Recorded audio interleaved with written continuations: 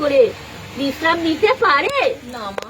সেই জন্য একবার উঠছে একবার বসতে চায় মানে হাতের তোলো পায়ের তোলো জ্বালা করে, নাভির নিচে ব্যথা করে, নিজে অস্থির হয়ে যায়, কারুর বাক্য ভালো লাগে ঠিক মতো সেবা ভোজন করে, সে সব সময় দেখবি নিজে একদিকে চুপচাপ বসে থাকে কোনো ডাকে সাই দেয়, তাকে ডাকলে সে ডাকলে অনেকক্ষণ পরে সে বিরক্ত উপার্জন করে যাকে সাই দেয় বেশি, সে কোনো কিছুতে কর্ম করতে পারে না, মনও বসে না, বসে তার যেন বিশ্রাম নিলে খুব ভালো লাগে, তাই না রে বেটি?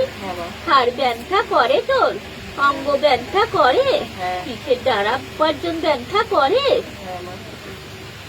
শোন বেটি, তোদের সাথে কারোর দণ্ড উপার্জন হয়েছিল?